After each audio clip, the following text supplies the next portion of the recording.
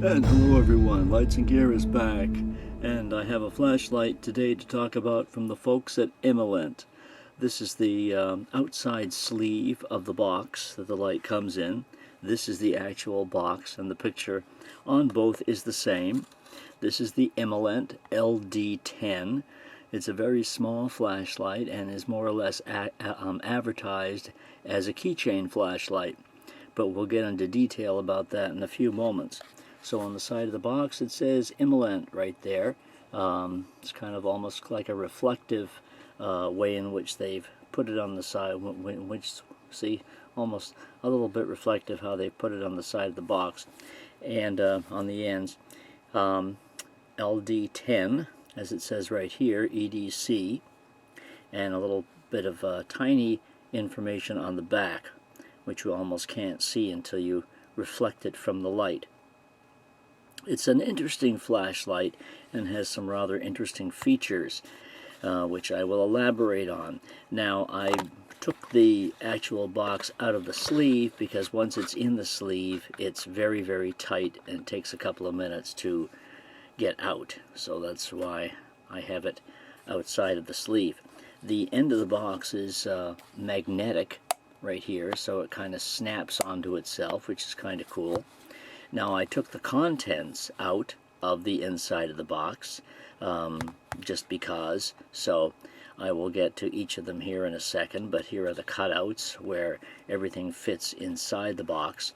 Actually, the reason why I took them out of the box was because I have the lanyard pre-attached to the light. So, let's get to the particulars. Here is the flashlight. It's just about 3 inches long, so it's pretty small, and only weighs a few grams. LD10 it says right here, and on the other side is Imalent. So as I said, I attached the lanyard to the light. As you can see, or I'll tell you, it does not come with a pocket clip. I wish it did, and I've read other comments online from folks who also wished that it came with a pocket clip. I don't know why it doesn't. And there's no holster or anything like that provided, just the lanyard. So I was forced to use it in this case, and I left it on here because it's extremely difficult to attach anything to these tiny holes from the way they're made. There are 2 holes on either side, but this hole is higher than this one, and as I said, it's advertised as a keychain light, and I tried to attach a small, oh, I had it here a second ago. I tried to attach a very, very small miniature keychain ring to it, which a larger ring would attach to. Anyway, I couldn't get it on. It would not. I have a teeny tiny little keychain ring, and I couldn't get it to attach on here. So I think in terms of it being advertised as a keychain light, that's not exactly possible. Most keychain rings wouldn't even fit through this small hole, and I had a very difficult time getting the lanyard through the hole. So anyway, with the lanyard on it, it's not too bad. I mean, I can put it in my pocket like this and just keep the lanyard dangling out of my pocket, and you know, even if it falls in your pocket, it's small enough that it doesn't really interfere too much. So anyway, that's the whole lanyard story of the light. But it is an interesting flashlight, and I'll get to a couple of the features here. It has an internal battery.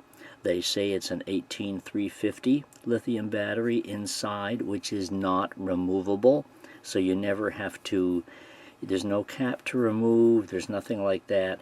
The battery is built into the light, so it is USB rechargeable for that reason as well. Now, the accessories, here is the manual. Here is the charging cable, which is a proprietary USB charging cable.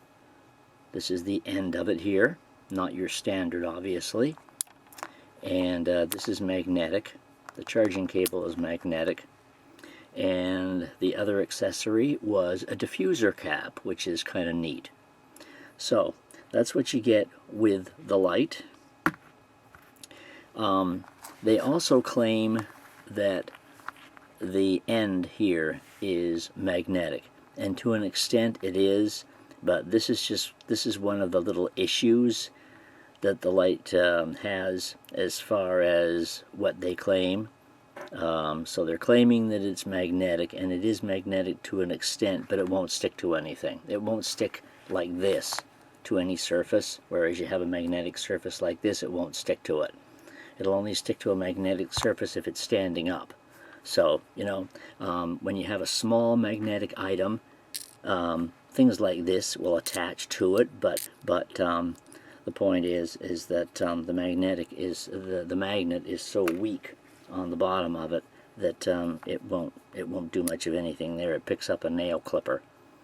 So anyway, the magnet won't stick to anything sideways, and yet one of the pictures they have of it on the website show it sticking to the side of a car, so you can work on your car with the light, but it wouldn't stick to that. So let me get to some of the features of the light.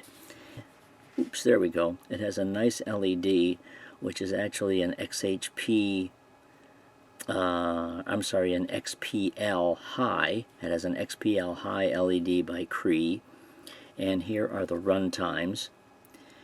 It has turbo, high, medium, medium-low, and low for the outputs.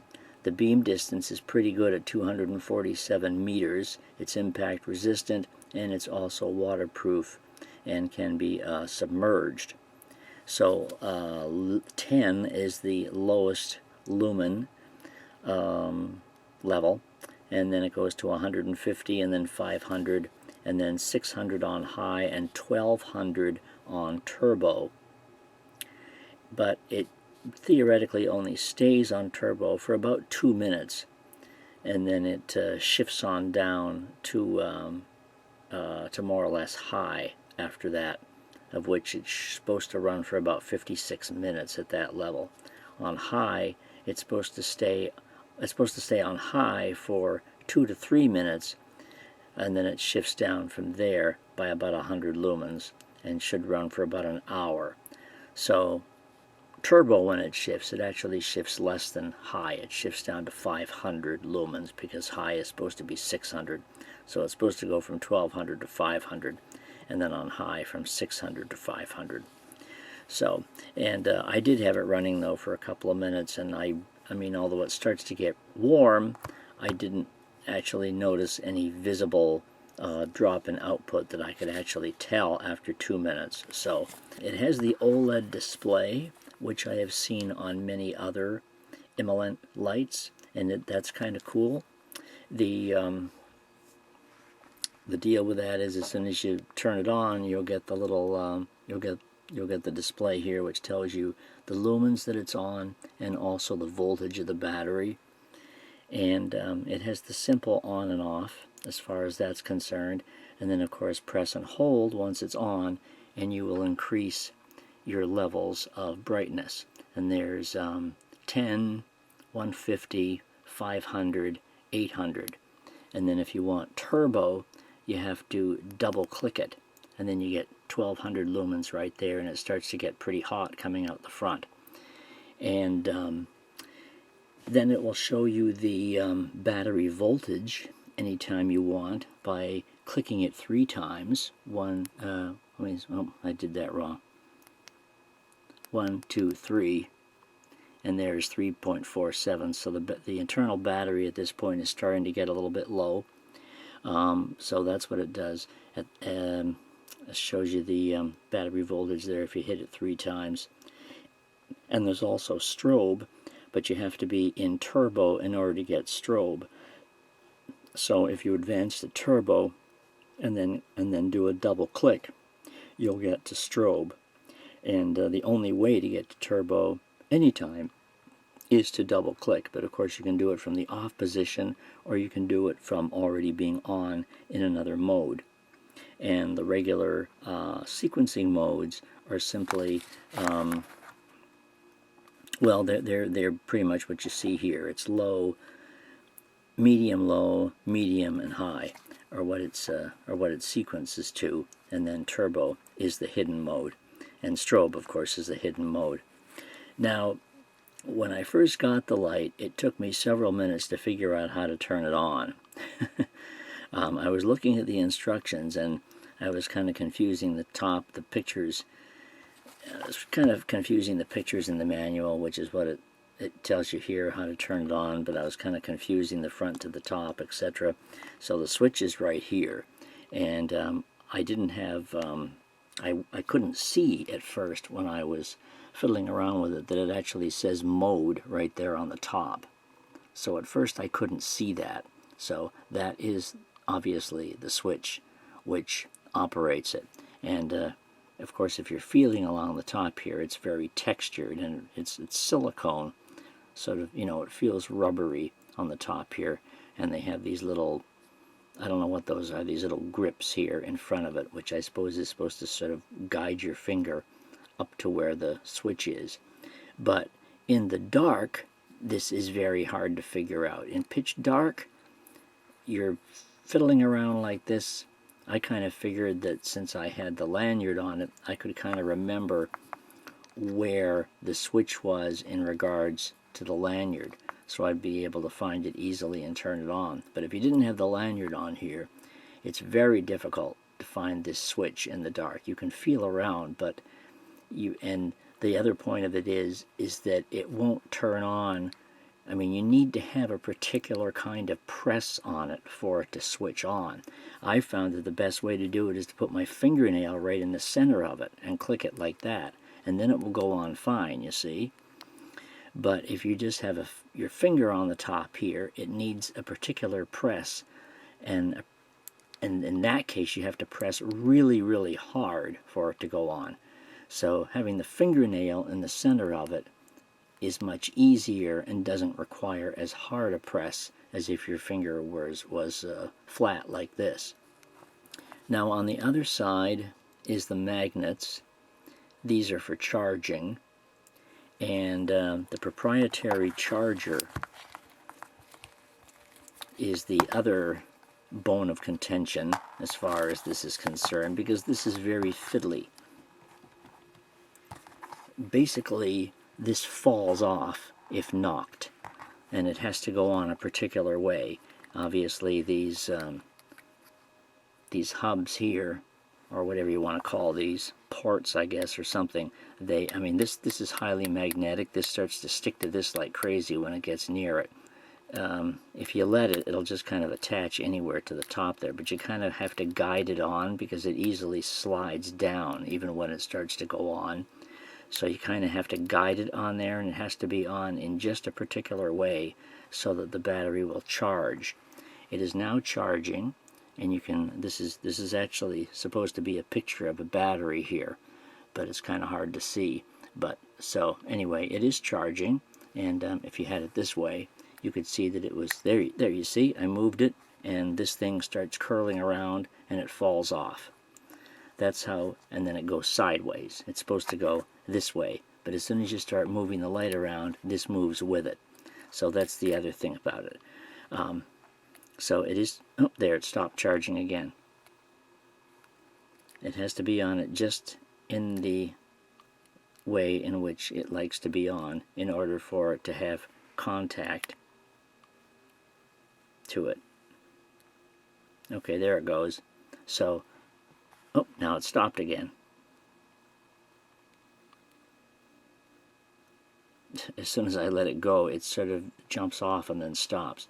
So there you go, the battery is charging and the little bars are going up. And then as soon as it stops charging, obviously this section here is full, and it only stays full for about 10 seconds and then it blacks out. So if you've got it sitting on the table and it's not being bumped or moved or anything like that, and you know that it's charging well, if you notice that the screen is blank, then you just have to assume that the charge has finished if the screen is black. So that's the charging part of it. I mean, once it's on, it's not too bad. Oh, there, it just moved again and it shut off. So it doesn't take much for this to slip. So that's why if you're going to put the charger on it, it's best just to set it on the table or stand it up and don't touch it. Don't breathe. Don't jiggle anything or move anything, or you won't get a charge in it. It really doesn't take long to charge the battery.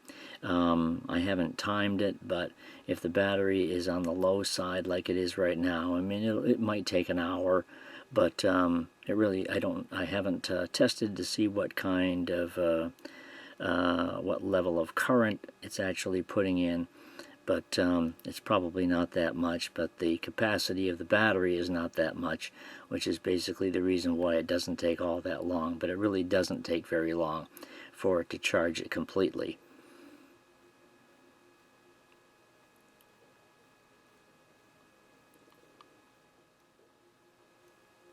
So anyway, let me take this off and show you the beam.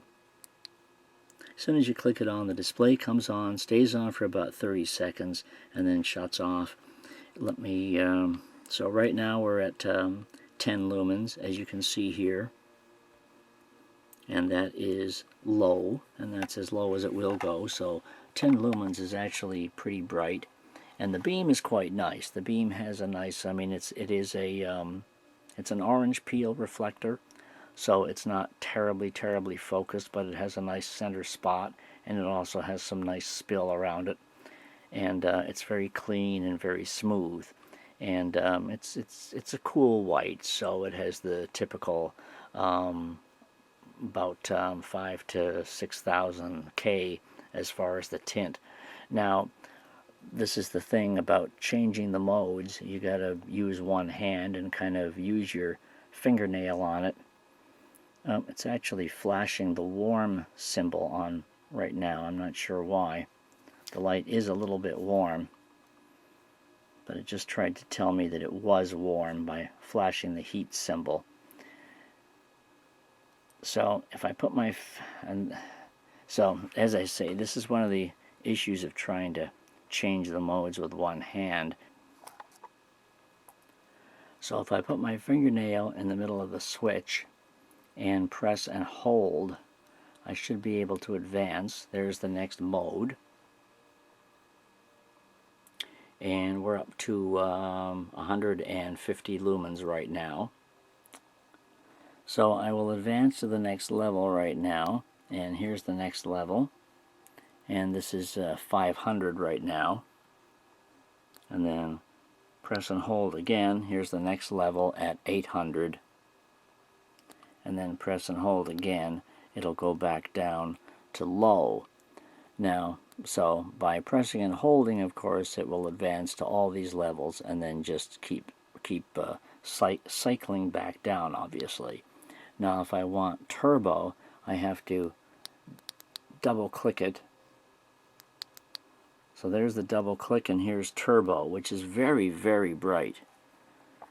And for a light this size, obviously it is very bright. So there's turbo, which is a nice bright beam. And obviously they tell you you're not supposed to leave it on turbo for too long. And now if I just click it once, of course it'll go off. And then if I press and hold the switch, it will go back down to low again. And the head is starting to get pretty warm. So there, I just clicked it once and it went off. And it does have mode memory, so it will always return to the previous mode. And now I'd like to show you the outdoor shots, of course, that I took with it. So let me take you outside and show you those.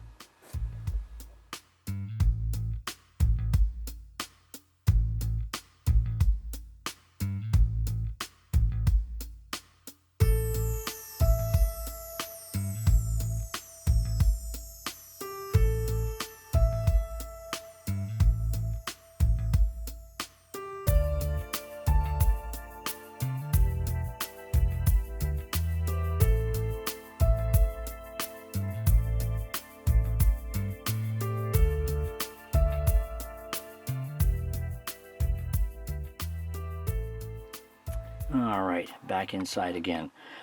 Anyway, this has been the Imalent LD10, and I like it. I like what it does. It can take a little bit of getting used to in some situations, but generally I like what it does, and I am kind of used to the way the switch needs to be pressed in order for it to work, so I'm kind of getting used to that.